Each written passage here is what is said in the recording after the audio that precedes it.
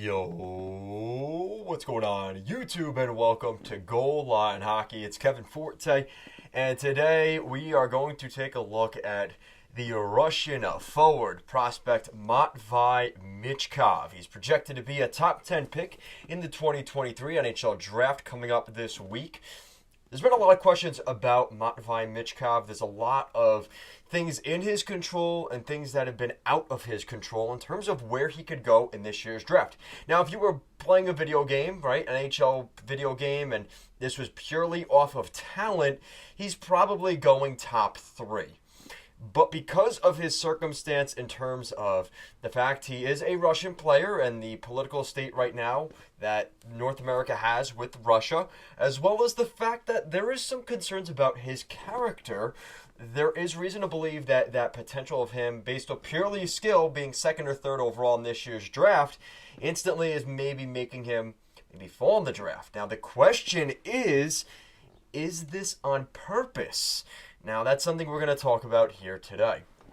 So, last week, there was a lot of talk about Matvei Michkov, and I've kind of waited for some of it to settle because there's just so much to kind of unwrap here. But I think the key thing you have to look at for Michkov is this is a player that's playing in the KHL.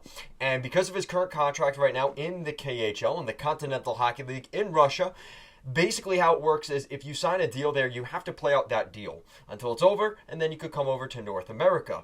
Well, he just signed a 2-year deal. So at the very least, he's spending another 2 years in the KHL. And from there, you don't really know what's going to happen after that. Does he stay in the KHL? Does he come over to North America, depending on who drafts him? There's a huge level of risk for a top 10 team right now drafting him, because at the very least, you're not going to see him for at least this year, maybe even next year, probably 3 years from now, right? So instantly, you're already talking about a guy that is a potential generational talent, but you really have to wait for it. It's going to take a lot of patience. And a lot of teams, especially drafting in the top 10, are not going to be willing to wait that long. So that's the first thing. The second thing is, last week, he was not willing to interview with teams. There was actually scouts and basically, I guess you could kind of call them investigators for each NHL team going to Russia, and Michkov was kind of dodging everybody. Apparently, the interviews he did have, a lot of scouts were not impressed. He's very full of himself and maybe a little bit immature, and that's kind of been the dynamic that's been surrounding Michkov this week. Now, the rumors have been floating around since then, and even before that, that for some reason, if there is a scenario where Matvei Michkov is available in the draft, specifically at a certain spot, there's reason to believe that Michkov could be trying to go to a specific franchise.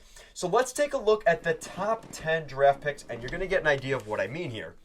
So first overall, it's Connor Bedard to the Blackhawks. The Blackhawks have the first overall pick. There's no discussion there. And number 2, things already start to get interesting, because now very quickly we're hearing that basically 2 and 3 in some order are going to be either Leo Carlsson or Adam Fantilli. Now, there's no guarantee, because recently we all assumed it was going to be Adam Fantilli up until another report recently came out just days before the draft here that Leo Carlsson might actually be the Ducks' top guy. So in some order, it's going to be those two. And then this is where Matvei Michkov should go, which would be 4th overall to the San Jose Sharks. And I'm skipping Columbus. Columbus is 3rd, but you kind of know the order. So it's Chicago, Anaheim, Columbus. San Jose is number 4. All right, but there's been a lot of talk about San Jose liking Will Smith. If that's the case, that would be their guy. So then 5 now comes to the point where Montreal has options. They could go for Zach Benson. Michkov would theoretically still be on the board. Axel Sandin Palika, Ryan Leonard, Dmitry Simashov, Dalibor Dvorsky, Oliver Moore, and David Reinbacher. Those guys are all between 5 and 15 is going to be very interesting, because I think all of those guys could go in some order between 5 and 15. Which is definitely a little bit probably annoying for the player, but it's kind of the state of this year's draft, which puts you in a spot where Michkov, now you've got Montreal at 5, Arizona at 6, and they're projected to take David Reinbacher, but I don't know. Philadelphia at 7, and then at number 8 is the Washington Capitals. Now, I'm putting an emphasis on the Capitals for a very, very good reason, and that is the Russian machine. The Washington Capitals are the Russian machine. You look at that team, now I don't think for much longer, but Evgeny Kuznetsov has been a featured part of that team. Of course, the great eight, Alexander Ovechkin. And the future of the Washington Capitals also will be part of the Russian army, as we've got Ivan Mrazhnechenko, who they drafted in the first round in last year's draft, who is projected to be a very good talent and a guy that probably fell in the draft because he's in Russia, but the talent is definitely there. So you're talking about the possibility of, yes, you've already got the guys that are there currently in Kuznetsov, guys you've had in the past like Dmitry Orlov, he might even come back. You've had Ilya Samsonov in the past. They have a lot of Russian players on the Caps. So for them to bring in a guy like Matvei Michkov absolutely makes sense, and there's reason to believe that that is definitely on the table. But the question is, realistically, are 4 teams ahead of Washington going to pass on him? And that's San Jose, Montreal, Arizona, and Philadelphia. Talking about 4 teams that could probably really use a young sniping player like Michkov. Are they going to pass on him? And this comes back to what I said earlier in the video. You know, this is a top 10 draft pick. And if teams are worried about his character, they're worried about he's not going to come over, maybe not even in the next 2 years, but ever. Those are things that teams are worried about, and rightfully so. So if San Jose is married to the idea of Will Smith, let's say Montreal is married to the idea of a Ryan Leonard or an Oliver Moore. I think they're going to go for Oliver Moore. He reminds me a lot of Cole Caulfield. So let's say they get Oliver Moore. Let's say Arizona takes the defenseman. They take David Reinbacher, right, to replace Chychrun. And now that leaves Philadelphia in a spot where Ryan Leonard could still be available, or Axel Sandin Pellikka. That's a guy they might go after. So I'm going to go with them going with... I'm going to have them going with Ryan Leonard here, which would leave Michkov available at 8. But like I said, this would almost have to be a situation kind of like we saw in the Slavkovsky draft with Shane Wright, right? We saw a point where Slavkovsky went first overall.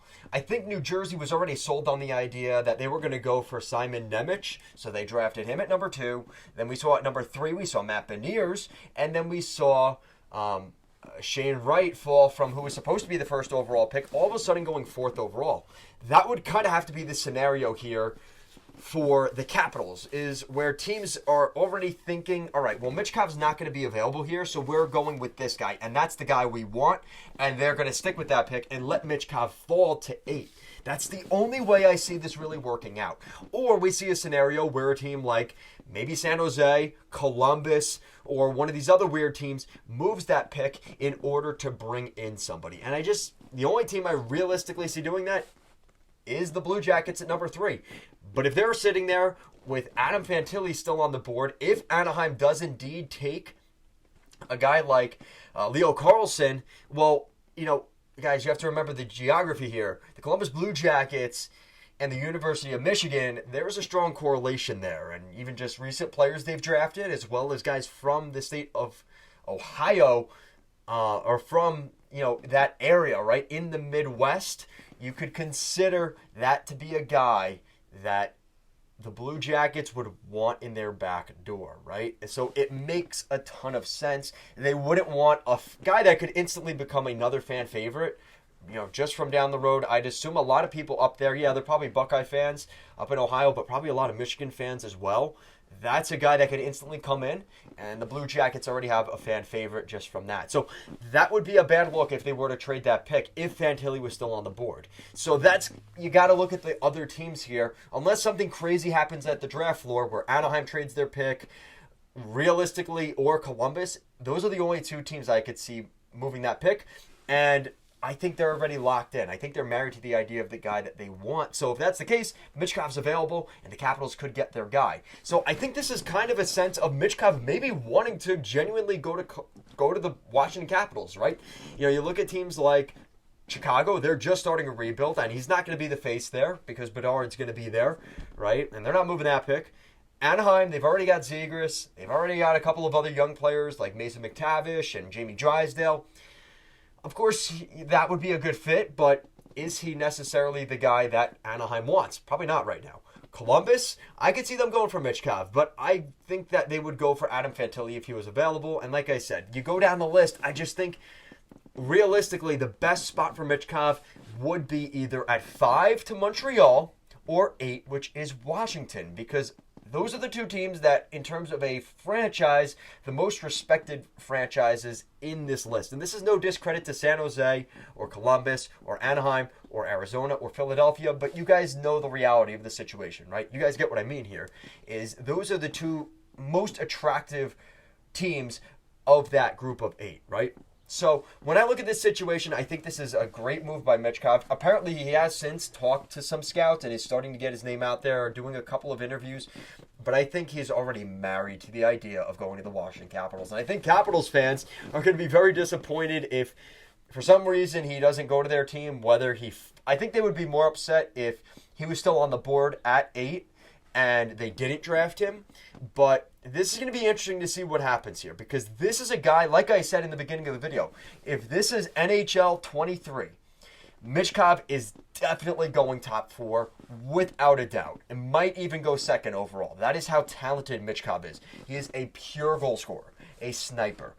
But with all the little restrictions, this is creating that kind of conversation where the competition gap is so small between him, Fantilli, Carlson, and all these other guys that now you're starting to hurt yourself with, he plays in Russia, he signed a 2-year deal, he's sticking around there. Oh yeah, and he's also got character issues. That lowers his stock to these other teams, and other teams are going to say, I'm out. So it's going to be interesting to see how things play out on Wednesday, guys. Of course, I'm going to be doing a live stream on Wednesday night for the NHL draft, so we'll find out then what actually happens here. But I want to know your guys' thoughts down below. What do you guys think of this Matvei Michkov drama, saga, whatever you want to call it? Guys, thank you so much for watching, and I'll see you again next time.